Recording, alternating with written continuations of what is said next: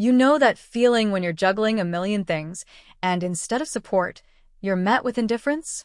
Yeah, that's been my life lately. I'm a 30-year-old stay-at-home mom, which sounds simple enough until you add in two hyperactive kids, a husband who thinks helping is sitting on the couch, and oh, the cherry on top, his brother Jack, who's been crashing with us for the past 6 months. 6 long months. Let me set the scene. Every morning, I wake up before the sun, shuffle into the kitchen like a zombie, and start the day's never-ending to-do list. Breakfast for the kids, laundry, cleaning up the hurricane they call playtime. By the time I've downed my second cup of coffee, Rob, my husband, is just getting up, scrolling through his phone like he's got all the time in the world. He mumbles a half-hearted good morning before heading out the door to work, leaving me to manage the circus. Now, don't get me wrong, I get that work is stressful.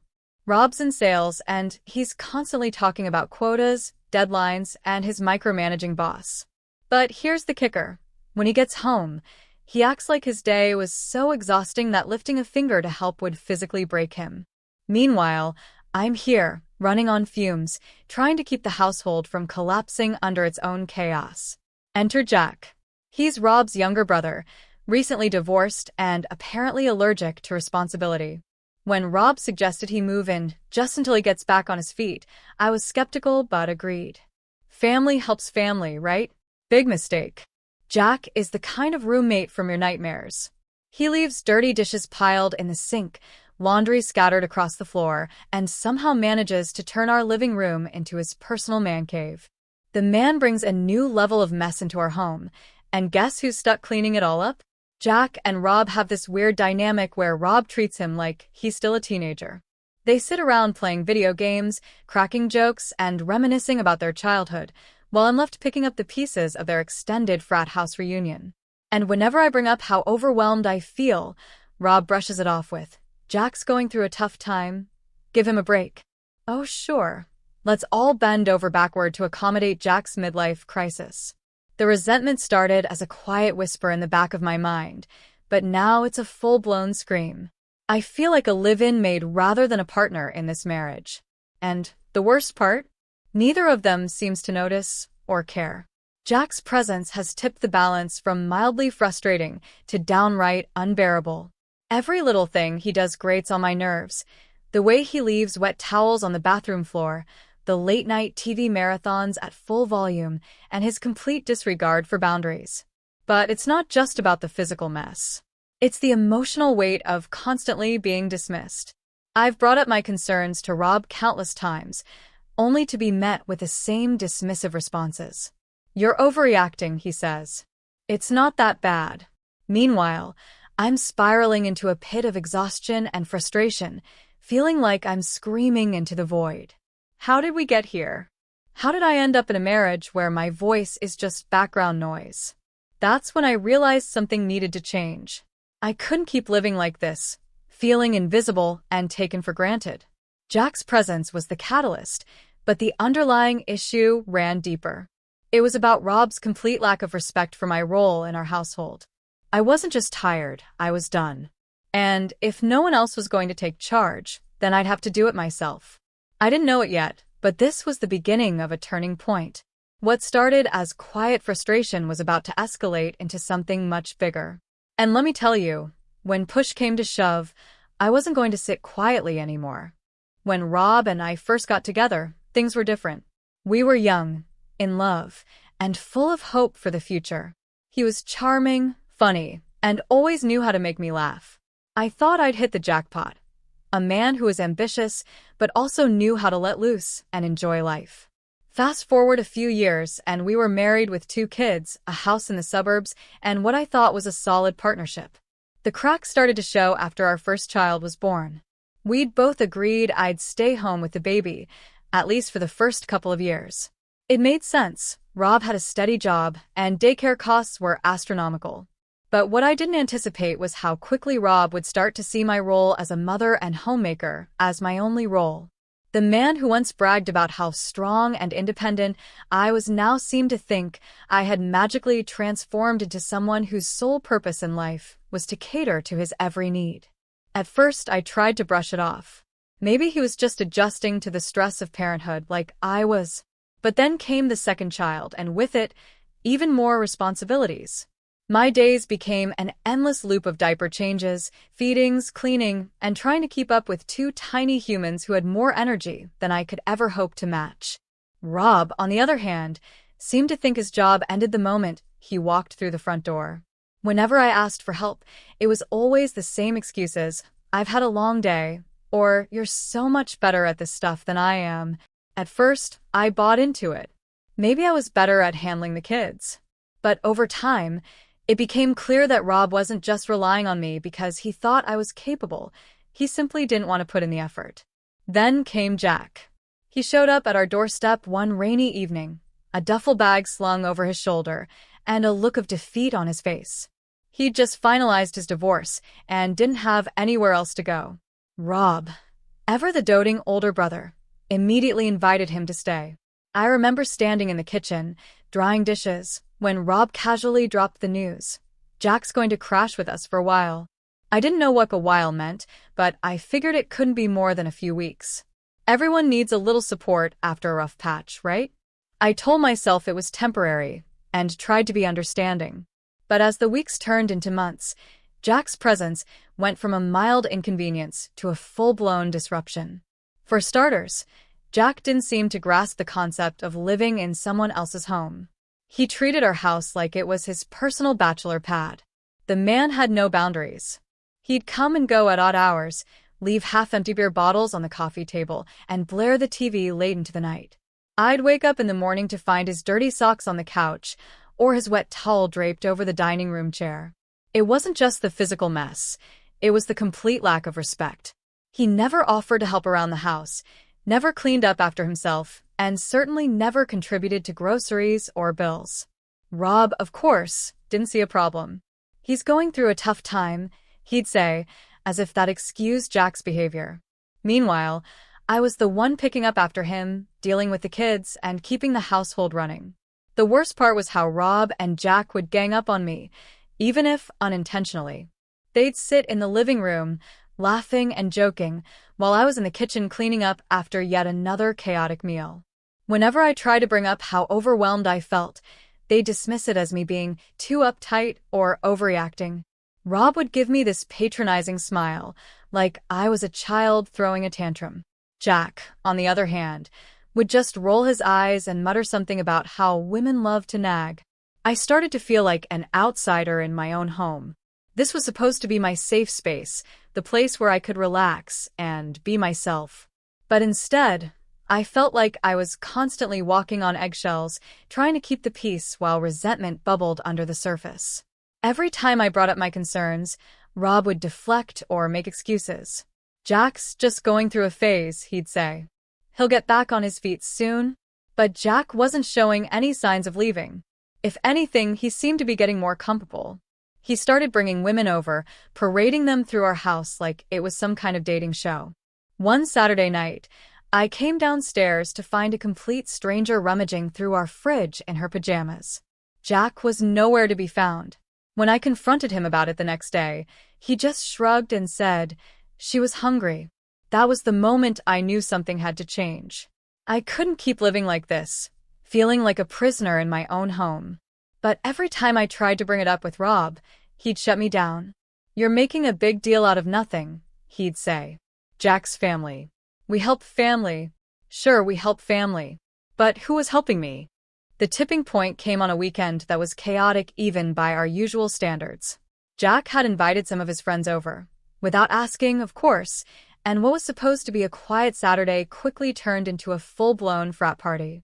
The living room was trashed, there were empty pizza boxes and beer cans everywhere, and someone had spilled something sticky on the rug. The kids couldn't sleep with all the noise, and I was left to calm them down while Rob and Jack laughed it up with their guests.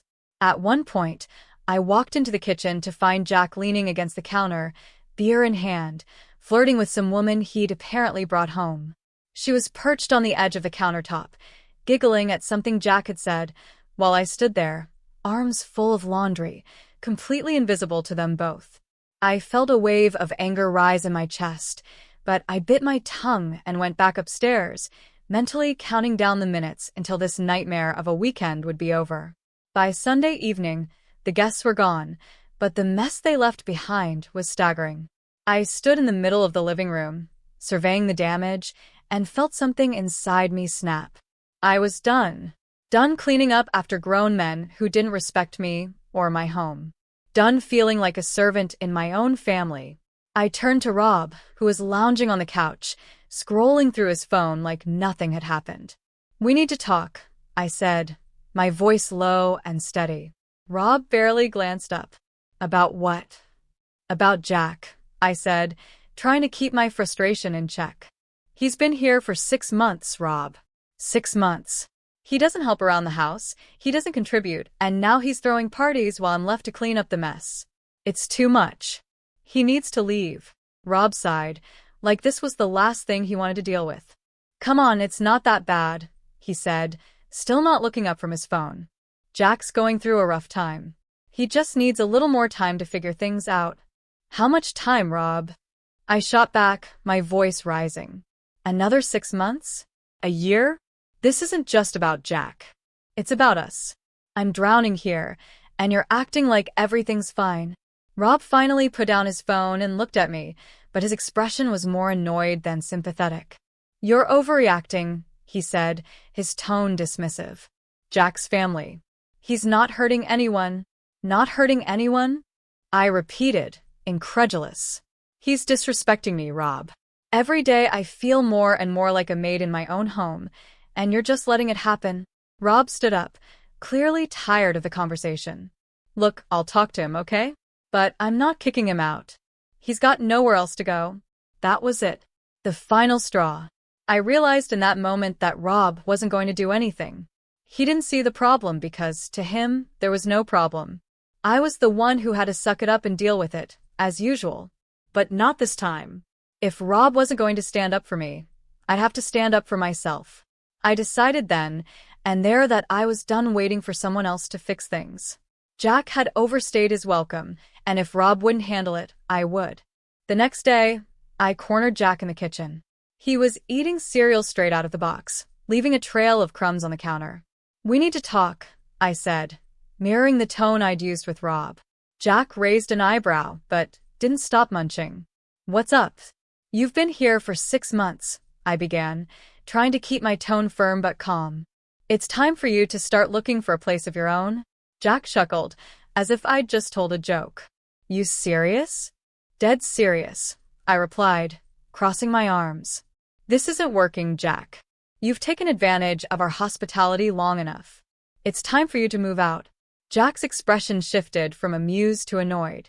"Wow, you've really got to stick up your ass, huh?" he said, his tone dripping with sarcasm. "What's your problem? You're just the housemaid anyway. Shouldn't you be happy to have more work?" His words hit me like a slap in the face. Housemaid. That's how he saw me.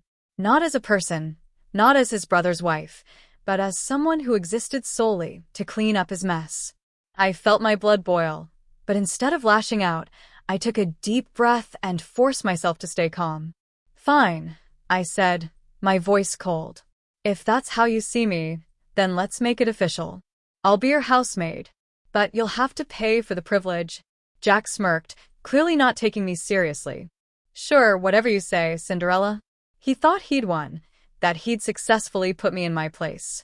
But what Jack didn't realize was that he'd just given me all the leverage I needed. If he wanted a housemaid, I'd be one, just not the kind he expected. Jack had no idea what he'd signed up for. If he thought I'd take his insult lying down, he clearly didn't know me at all. From that moment, I made it my mission to give him the full housemaid experience, complete with all the passive-aggressive flair I could muster. If he was going to treat me like hired help, then I'd make sure he regretted every second of it. The very next morning, I got up early, determined to start the day right, or wrong, depending on your perspective. Jack's laundry was the first item on my to-do list. Normally, I would have ignored it entirely, but now it was game time. I gathered up his clothes, most of which were carelessly strewn across his room, and tossed them into the washing machine. Of course, I made sure to include a bright red sock with his white shirts. When they came out, his once crisp button-ups were now a lovely shade of pink. Jack's reaction was priceless. He stormed into the kitchen, holding one of his newly dyed shirts like it was evidence in a crime scene. "What the hell is this?" he demanded, waving it in my face. I didn't even look up from my coffee.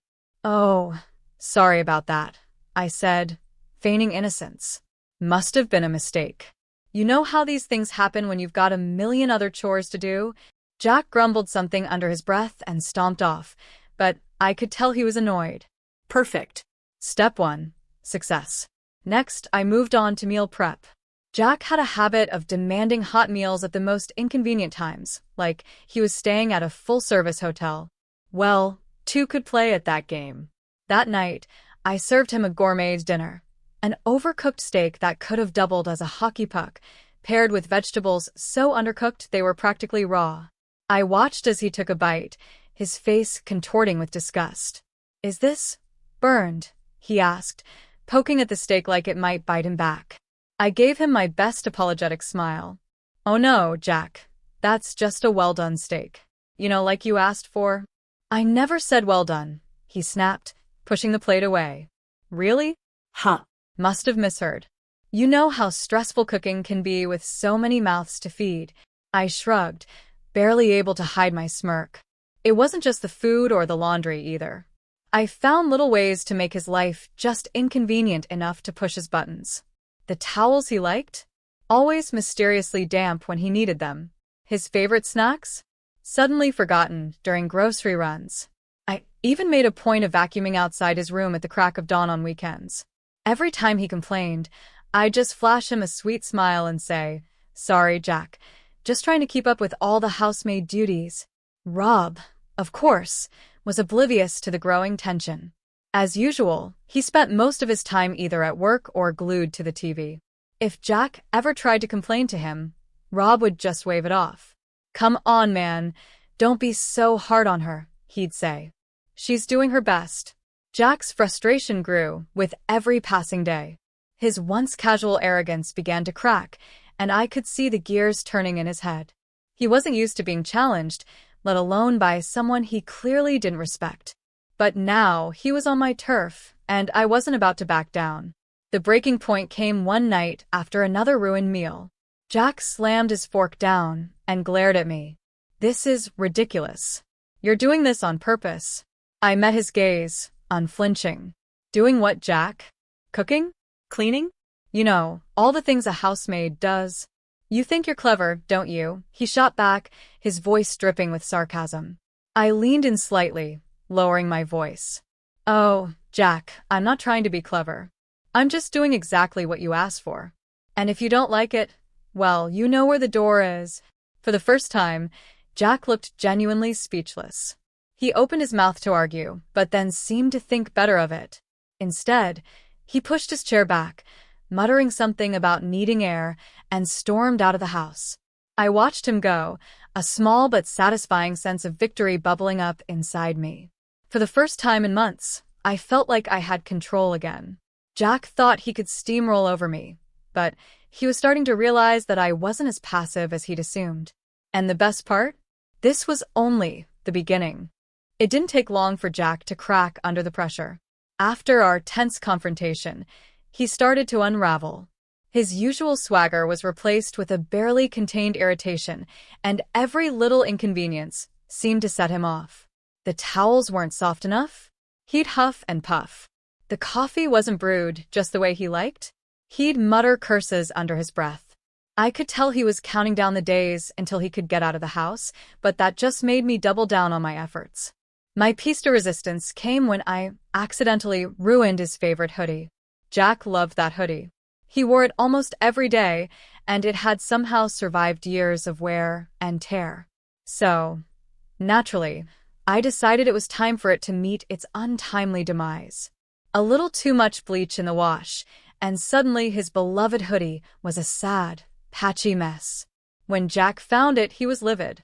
He stormed into the living room, holding up the ruined garment like a battle flag. "Are you kidding me?" he shouted, his face red with fury. "Do you have any idea how much this meant to me?" I barely glanced up from the book I was reading. "Oops," I said, barely masking the smug satisfaction in my tone. Laundry can be tricky sometimes. You did this on purpose. Jack yelled, his voice echoing through the house. Rob, who had been half asleep on the couch, finally stirred. What's going on now? He mumbled, clearly annoyed at being dragged into another argument. Your wife, Jack spat, pointing at me like I was a criminal on trial, is sabotaging me. She's been ruining my stuff, messing with my food, and making my life miserable. Rob sighed, rubbing his temples. Come on, Jack, you're being dramatic. I'm sure it was just a mistake. A mistake? Jack threw his hands up in disbelief. This isn't a mistake, Rob. She's been doing this for weeks. Rob finally turned to me, his expression a mix of confusion and exasperation. Is that true? Have you been messing with Jack? I set my book down and met Rob's gaze. I've been doing exactly what Jack wanted, I said calmly. I've been his housemaid. If he doesn't like the service, he's free to leave. For a moment, there was silence. Rob looked from me to Jack and back again, as if trying to piece together what had happened. Jack was still fuming, his face twisted in anger, but Rob just looked tired. Jack, Rob said finally, his tone weary, maybe it's time for you to find your own place. Jack's jaw dropped. Are you serious? You're kicking me out? No one's kicking you out, Rob said quickly, trying to placate him. But it's been 6 months. Maybe it's time to start looking for something more permanent. Jack stared at Rob, then at me, his eyes filled with a mix of betrayal and fury. Without another word, he stormed upstairs, slamming his bedroom door behind him. That night, I heard the sounds of Jack packing up his things. Suitcases being dragged across the floor, drawers being emptied, and the occasional muttered curse. By morning, he was gone, leaving nothing but a hastily written note on the kitchen counter. Thanks for nothing. I should have felt victorious, but the aftermath wasn't as sweet as I'd imagined. Rob was furious. Once Jack was out of the picture, his anger turned squarely on me. What the hell were you thinking? He demanded, pacing back and forth in the kitchen. You practically drove him out of the house. I did what you wouldn't, I shot back. I stood up for myself. Stood up for yourself? Rob scoffed. You turned this house into a war zone. Jack's my brother. He needed our help. And I needed yours, I said, my voice trembling with emotion. But you didn't care, Rob. You let him walk all over me, and when I asked for your support, you brushed me off. So yeah, I took matters into my own hands. If that makes me the bad guy, so be it. Rob ran a hand through his hair, clearly struggling to contain his frustration. This isn't how a marriage is supposed to work, he said finally. We're supposed to be a team. A team? I laughed bitterly. Rob, I've been playing solo for years. Rob stared at me, his expression hardening. You know what? Maybe we need a break. If you can't apologize for what you've done, then I don't see how we can move forward. I felt a lump form in my throat, but I refused to let him see me cry. So that's it? I asked quietly. You're choosing him over me? I'm choosing peace, Rob said, his voice cold. And if you can't give me that, then maybe we shouldn't be together. For a moment, I just stood there, stunned. Then, without another word, I turned and walked out of the kitchen. If Rob thought I was going to grovel for his forgiveness, he had another thing coming. This wasn't just about Jack anymore. It was about respect, and I was done living in a marriage where I felt like an afterthought. That night, I packed a bag and called my parents. I told them everything, from Jack's freeloading to Rob's ultimatum. They didn't hesitate. Come home, my mom said. We'll be here for you. For the first time in years, I felt a glimmer of hope. I didn't know what the future held, but I knew one thing for sure. I wasn't going to spend another day in a house where I wasn't valued. The moment I stepped through my parents' front door, I felt an overwhelming sense of relief. It was as if a massive weight had been lifted off my shoulders. My mom wrapped me in a tight hug, and for the first time in what felt like forever, I allowed myself to break down. The tears came in heavy waves, a mix of exhaustion, frustration, and a strange sense of liberation. You're safe now, my mom whispered, stroking my hair. We'll figure everything out. Over the next few days, I settled into a routine at my parents' house. It felt strange, almost surreal, to be away from Rob. For years, I had built my entire life around him and our marriage. Now, I was rediscovering what it meant to live for myself. I spent more time with my kids, who seemed to thrive in the more peaceful environment. My parents doted on them, and for the first time in months, there was laughter in the house. But the peace didn't last long. Rob wasn't about to let me go without a fight. A few days after I moved out, he showed up at my parents' house, demanding to talk. My dad answered the door and, with a calm yet firm tone, told him to leave. "She doesn't want to see you right now," my dad said. "You need to give her space." Rob looked like he was about to argue, but he must have seen something in my dad's eyes that made him think twice. He left without a word, but the encounter left me shaken. I knew it was only a matter of time before he tried again. Sure enough, the calls and texts started pouring in. At first, Rob tried to be conciliatory, apologizing for how things had turned out and asking me to come home. But when I didn't respond, his tone shifted. He accused me of overreacting, of breaking up our family for no good reason. He even tried to guilt-trip me, saying the kids needed both their parents under one roof. I ignored him. I had already made my decision, and I wasn't about to let him manipulate me into coming back. Instead, I reached out to a lawyer and started the process of filing for divorce. It was a daunting step, but one that felt necessary. I wasn't just ending a marriage, I was reclaiming my life. When Rob was served the divorce papers, his reaction was explosive. He called me in a rage, yelling about how I was destroying everything we'd built together. He threatened to fight me for custody, to drag out the divorce for as long as possible. But I stood my ground. "This isn't just about you, Rob," I said firmly. "It's about what's best for me and the kids. And right now, that means moving on." His family wasn't any better. Rob's mom called me a few days later, berating me for leaving her precious boy and accusing me of tearing the family apart. She conveniently ignored the fact that her other son, Jack, had been a major factor in our marital breakdown. According to her, I was the villain in this story, and Rob was the poor, misunderstood victim. But I didn't let their words get to me. For the first time in years, I felt a sense of clarity. I wasn't the same person who had quietly endured Jack's disrespect or Rob's neglect. I had found my voice, and I wasn't going to let anyone silence it. As the weeks went by, I started to see the positive changes in my life. My kids were happier and more relaxed, free from the tension that had plagued our home. I reconnected with old friends, people I hadn't seen in years because Rob had always found a way to keep me isolated.